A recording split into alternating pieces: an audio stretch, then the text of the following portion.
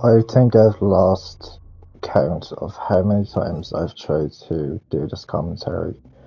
I just, for some reason, seem to just can't get the words out because there's no words to find for it.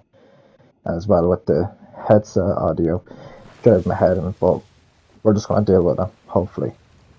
So, the campaign for the Modern Warfare 3 game. But I botched that up, but we'll go with it. You'll deal with it, okay? You'll deal with it. But anyway, and the shit audio as well for the mic, because why not? Um, the campaign, I don't know where to start with this. For the multiple takes I've done, I've tried to explain the plot very blandly, and to be honest, I just can't seem to say it in order because that's how just a lot of the missions seemed uninteresting to me. But to put it blandly, yeah, I'm going to do it anyway. You are going after Makarov the entire time for the whole campaign, and at the end, spoilers, spoilers, spoilers for the end. No, you already didn't die. I'm just waiting for you to leave. You don't want to listen to it. Soap dies. Yep, Soap dies. Cutscene happens, and well, I did get a bit emotional, but that was it. There wasn't really much to it. Now, what happens? What had happened? Apparently, there's obviously some stuff going around saying this campaign was done in about like a year. It really does show that it's been done here in it just 1 year because first of all, the campaign is just under 4 hours. It took me 4 hours, but at the same time, I'm quite shit at this game. But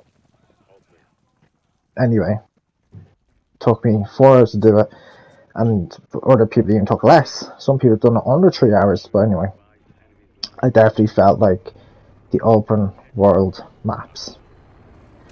Oh my lord.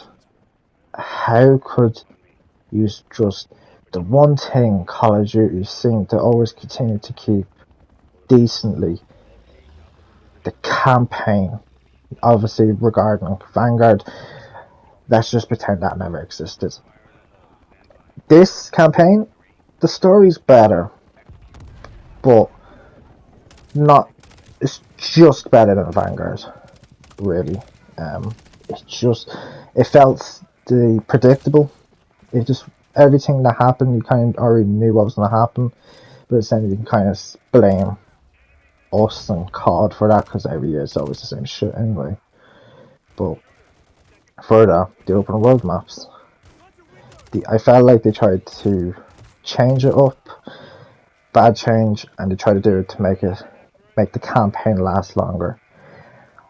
Spoiler alert, really not a spoiler, but it didn't really do much. I played this campaign on, I think it was regular or recruit. I know you can make fun of me all you want. I want it because you're making fun of me. You're watching the video, helping me one way or the other. But I was just able to run through it. There was no real punishment. The only punishment was that more enemies spawned in, but you could easily just shoot them down or just run away. There was really no major consequence to it, and obviously you could do stealth. But for me, I love stealth. I love stealth games, but stealth in this, oh my god! I think if there was a Hall of Fame for stealth games or for stealth missions, none of these missions would actually go anywhere near. It would probably be actually set on fire before it could get into the Hall of Fame for stealth missions. It was so bad. Oh my lord, it was so bad. I think most of this is going to be on about open world maps because that's what it felt like. The story was so bland and the same. I kind of actually started remembering the campaign mission from Modern Warfare 2 because of how similar it was. You end up chasing missiles again.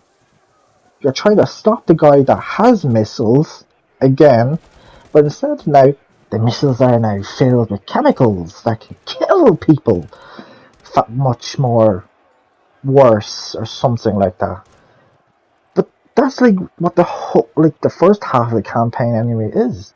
which is like what 1-2 hours.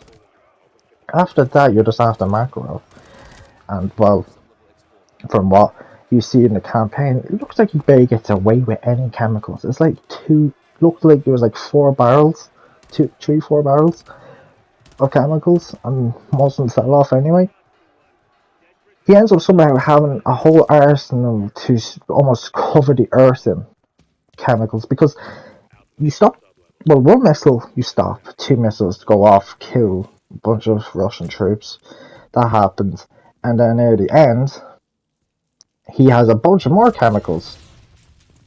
But where's he getting all these chemicals randomly from? First of all, second of all, with the campaign, it seems so stupid. Makarov is considered the world's most dangerous man.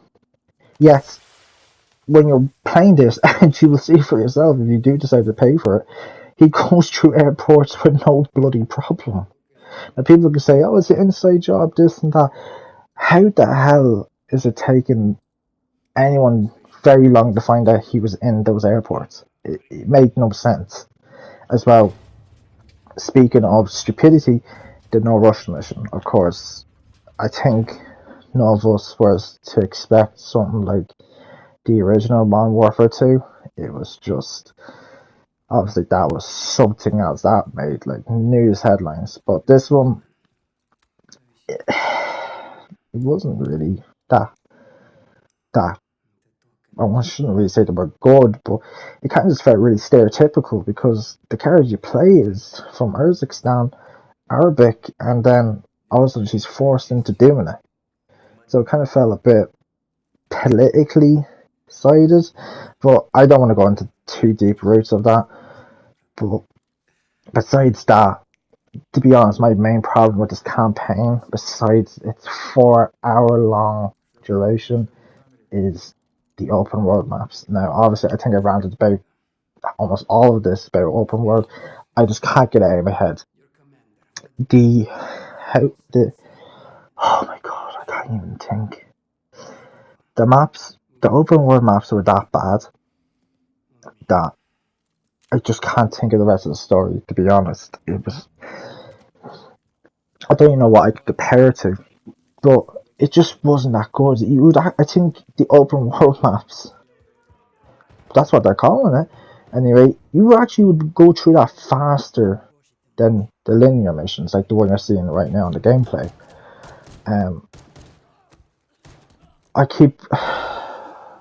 I know this sounds, I'm just barreling into the campaign, but I am. I'm going to be honest, I am, because I can't. I just don't understand how you could turn a campaign, the one thing that usually is the good thing about Call of Duty, and butcher up, but at the same time you could say, well, it's Sledgehammer, what do you expect? And you could be right in some specs for that. But I couldn't. It's astonishing how bad it was. Most of them is you had to go to a few objectives. One of them was you play as Captain Price to blow up 2 helicopters. I did that in probably like 2 minutes. Really. Like, you just got a truck, car, whatever, drove around the map and blew them all up. That was it. That was the whole mission. In like 2-3 minutes. That was it. Another one is to destroy evidence of the attack, of the No Russian attack. That took me probably, 5-10 minutes. It was really, really short. I felt like, you could say that's how I play the missions, but why would I drag it on if I don't need to? There was no need to drag it on. And a lot of the time as well, it was very predictable. I obviously died a few times here and there at the start of doing these, because I actually had a high expectation about these maps. Yeah, that's my fault for thinking of expecting that high. But I gave them the benefit of the doubt, and I doubt them now. But besides that, it was very predictable. You knew where the AI was going to spawn, you knew where the chops were going to go, you knew where the AI was going to walk or drive, and you knew where all of them were. So you were able to either walk around quickly, shoot them off, and then hide, shoot them off again, and that was it. there was no randomness to it, which is what I think makes an open world map actually actual good. You're actually supposed to add randomness in instead of just being able to just speed run the living hell out of it. That's why those kind of type of games work so well. But besides that, it's like I'm trying to defend Call of Duty in this decision. No, in my brutal opinion, no. Just do not do these missions again. Do not do these open world missions. Just stick to linear. There's a reason why the franchise, these missions have been going so well for the last 20 years. Well, 19 years if we don't count Vanguard. There's a reason why most of them always works. Now, of course, everyone has their opinion. Some campaigns were worse than others. Generally, for me, I loved all the campaigns except Vanguard. Yeah, that was really the only one. This, it would just be over Vanguard for me. But at the same time, obviously, it isn't the best campaign out there. It really is anything too exciting with that. And I can't believe I spoke 10 minutes about open world maps. And the sad thing is that that's really all there is to talk about it. It's the campaigns. What can you really talk about? It's always kind of the same anyway with these. You just run in one direction, you shoot a few guys, and that's it. The plot, it's not really worth talking about because there really isn't that much in it. There really isn't. But yeah, there wasn't much on about anything different. It was quite predictable, like I said. And the only real new thing was the open world maps. That was the one thing that made it worse. The one thing they actually changed in the campaigns is the one thing that actually made it worse. Would I recommend getting it right now? No, don't. Just don't. The campaign's not worth the money. For euros, it's like €8, some shit like that. Not worth it. But yeah, when the multiplayer comes out, I actually probably want to do a review on the multiplayer. The multiplayer is always shit for me nowadays. I just don't enjoy them. But if you somehow enjoyed my review, like, sub, thanks for watching the video.